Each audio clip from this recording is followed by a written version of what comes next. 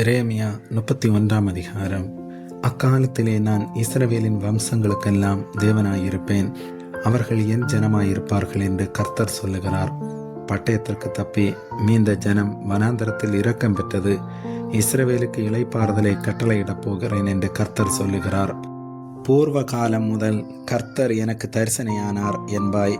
ஆம், அநாதி சிநேகத்தால் உன்னை சிநேகித்தேன், ஆதலால் காரணத்தால் உன்னை இழுத்துக் கொள்கிறேன். இஸ்ரவேல் என்னும் கன்னிகையை மறுபடியும் உன்னை கட்டுவிப்பேன், நீ கட்டப்படுவாய். மறுபடியும் நீ மேளவாத்தியத்தோடும் ஆடல் பாடல் செய்கிறவர்களின் களிப்புள்ள கூட்டத்தோடும் புறப்படுவாய். மறுபடியும் சமாரியாவின் மலைகளிலே திராட்சை தோட்டங்களை நாட்டுவாய். நாட்டுகிறவர்கள் அவைகளை நாட்டி அதன் பலனை அனுபவிப்பார்கள். எழுந்திருங்கள், சியோனில் நம்முடைய தேவனாகிய கர்த்தரிடத்திற்கு போவோம் வாருங்கள் என்று எப்ராயிமின் மலைகளிலுள்ள ஜாமக்காரர் கூறும் காலம் வரும். கர்த்தர் சொல்லுகிறது என்னவென்றால், யாக்கோபு நிமித்தம் மகிழ்ச்சியாய் கம்பீரித்து ஜாதிகளுடைய தலைவரின் நிமித்தம் ஆர்ப்பரியுங்கள்.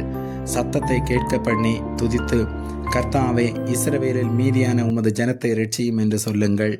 இதோ, நான் அவர்களை வடதேசத்திலிருந்து வரப்பண்ணி அவர்களை பூமியின் எல்லைகளிலிருந்து கூட்டி வருவேன். குருடரும் சப்பானிகளும் கர்ப்பவதிகளும் பிள்ளை தாய்ச்சிகளும் கூட அவர்களில் இருப்பார்கள். மகா கூட்டமாய் இவ்விடத்துக்கு திரும்புவார்கள். அழுகையோடும் விண்ணப்பங்களோடும் வருவார்கள். அவர்களை வழிநடத்துவேன். அவர்களை தண்ணீருள்ள நதிகளிடைக்கு இடராத செம்மையான வழியிலே நடக்க பண்ணுவேன். இஸ்ரவேலுக்கு நான் பிதாவாயிருக்கிறேன், எப்ராயிம் என் சிரேஷ்டபுத்திரனாயிருக்கிறான். ஜாதிகளே, நீங்கள் கர்த்தருடைய வார்த்தையை கேட்டு தூரத்திலுள்ள தீவுகளில் அறிவித்து, இஸ்ரவேலை சிதறடித்தவர் அதை சேர்த்து கொண்டு ஒரு மேய்ப்பன் தன் மந்தையை காக்கும் வண்ணமாக அதை காப்பார் என்று சொல்லுங்கள். கர்த்தர் யாக்கோபை மீட்டு அவனிலும் பலத்தவனுடைய கைக்கு அவனை நீங்களாக்கி விடுவிக்கிறார்.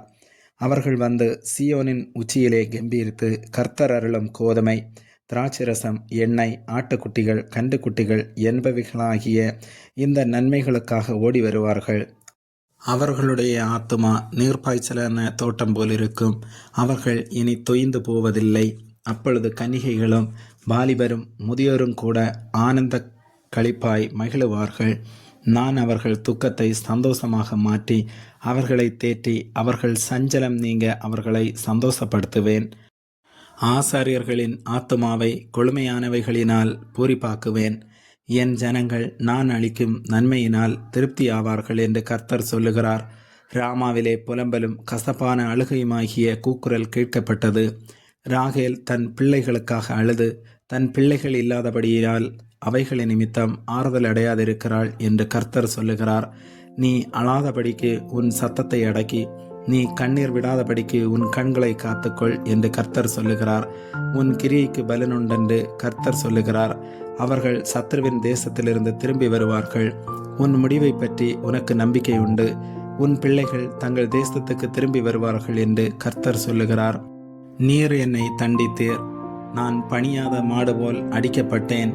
என்னை திருப்பும், அப்பொழுது திருப்பப்படுவேன். நீரே என் தேவனாகிய கர்த்தர்.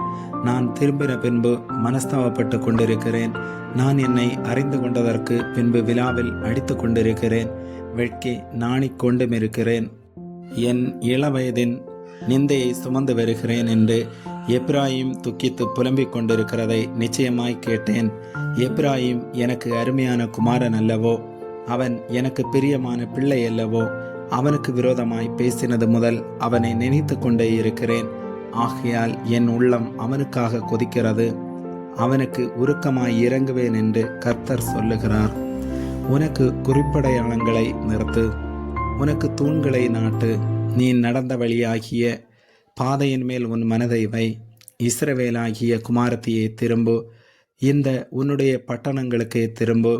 சீர்கெட்டு போன குமாரத்தியே, எந்த மட்டும் விலகி திரிவாய்? கர்த்தர் பூமியிலே ஒரு புதுமையை சிருஷ்டிப்பார். ஸ்திரீயானவள் புருஷனை சூழ்ந்து கொள்ளுவாள். இஸ்ரவேலின் தேவனாகிய சேனைகளின் கர்த்தர் சொல்லுகிறது என்னவென்றால், நான் அவர்கள் சிறையிருப்பை திருப்பும் போது அவர்கள் நீதியின் வாசஸ்தலமே, பரிசுத்த பர்வதமே, கர்த்தர் உன்னை ஆசீர்வதிக்க கடவர் என்கிற வார்த்தையை யூதாவின் தேசத்திலும் அதன் பட்டணங்களிலும் சொல்லுவார்கள். அதிலே யூதாவும் அதனுடைய எல்லா பட்டணங்களின் மனுஷரும் பயிரிடும் குடிகளும் மந்தைகளை மேய்த்து திரிகிறவர்களும் ஏகமாய் குடியிருப்பார்கள். நான் விடாய்த்த ஆத்துமாவை சம்பூரணமடைய பண்ணி தொய்ந்த எல்லா ஆத்துமாவையும் நிரப்புவேன். இதற்காக நான் விழித்து பார்த்து கொண்டிருக்கிறேன். என் நித்திரை எனக்கு இன்பமாயிருந்தது. இதோ நாட்கள் வரும் என்று கர்த்தர் சொல்லுகிறார். அப்பொழுது இஸ்ரவேல் குடும்பத்தையும் யூதா குடும்பத்தையும் மனுஷ வித்தினாலும் மிருக வித்தினாலும் விதைப்பேன். அப்பொழுது நான் பிடுங்கவும் இடிக்கவும் நிர்மூலமாக்கவும் அழிக்கவும் தீங்கு செய்யவும் அவர்கள் பேரில் எப்படி ஜாக்கிரதையாய் இருந்தேனோ அப்படியே கட்டவும் நாட்டவும் அவர்கள் பேரில் ஜாக்கிரதையாய் இருப்பேன் என்று கர்த்தர் சொல்லுகிறார். பிதாக்கள் திராட்சை காய்களை தின்பார்கள், பிள்ளைகளின் பற்கள் கூசி போயின என்று அந்நாட்களில் சொல்ல மாட்டார்கள். அவனவன் தன் தன் அக்கிரமத்து நிமித்தமே சாவான். எந்த மனுஷன் திராட்சை காய்களை தின்பானோ அவனுடைய பற்களே கூசி போகும். இதோ நாட்கள் வரும் என்று கர்த்தர் சொல்லுகிறார். அப்பொழுது இஸ்ரவேல் குடும்பத்தோடும் யூதா குடும்பத்தோடும் புது உடன்படிக்கை பண்ணுவேன். நான் அவர்கள் பிதாக்களை எகிப்து தேசத்திலிருந்து அழைத்து வர கைப்பிடித்த நாளிலே அவர்களோடே பண்ணின உடன்படிக்கையின்படி அல்ல. ஏனெனில் நான் அவர்களுக்கு நாயகராயிருந்தும் அந்த என் உடன்படிக்கையை அவர்கள் மீறி அவமாக்கி போட்டார்களே என்று கர்த்தர் சொல்லுகிறார்.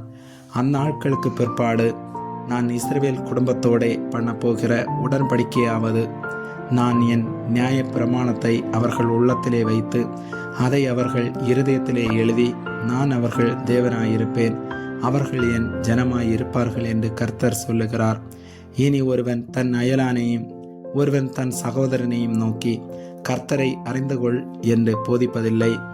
அவர்களில் சிறியவன் முதல் பெரியவன் மட்டும் எல்லாரும் என்னை அறிந்து கொள்வார்கள் என்று கர்த்தர் சொல்லுகிறார். நான் அவர்கள் அக்கிரமத்தை மன்னித்து அவர்கள் பாவங்களை இனி நினையாதிருப்பேன். சூரியனை பகல் வெளிச்சத்துக்காகவும் சந்திர நட்சத்திர நியமங்களை ரா வெளிச்சத்துக்காகவும் கட்டளையிட்டவரும் அலைகள் கொந்தளிக்கத்தக்கதாக சமுத்திரத்தை குலுக்குகிறவரும் சேனைகளின் கர்த்தர் என்னும் நாமமுள்ளவருமாகிய கர்த்தர் சொல்லுகிறது என்னவென்றால், இந்த நியமங்கள் எனக்கு முன்பாக இல்லாதபடிக்கு ஒளிந்து போனால் அப்பொழுது இஸ்ரவேல் சந்ததியும் எனக்கு முன்பாக என்றைக்கும் ஒரு ஜாதியாயிராதபடிக்கு அற்றுப்போம் என்று கர்த்தர் சொல்லுகிறார். கர்த்தர் சொல்லுகிறது என்னவென்றால், மேலே இருக்கிற வானங்கள் அளக்கப்படவும் கீழே இருக்கிற பூமியின் அஸ்திபாரங்கள் ஆராயப்படவும் கூடுமானால் நான் இஸ்ரவேல் வம்சத்தார் அனைவரையும் அவர்கள் செய்த எல்லாவற்றின் நிமித்தமும் வெறுத்து விடுவேன் என்று கர்த்தர் சொல்லுகிறார். இதோ நாட்கள் வரும் என்று கர்த்தர் சொல்லுகிறார். அப்பொழுது இந்த நகரம் ஆனனேலின் கோபுரம் முதல் கோடி வாசல் மட்டும் கர்த்தருக்கென்று கட்டப்படும். அப்புறமும் அளவு நூல் அதற்கு எதிராய் காரெப் என்னும் மேட்டின் மேல் சென்று கோவாத் புறமாக சுற்றிப்போம்.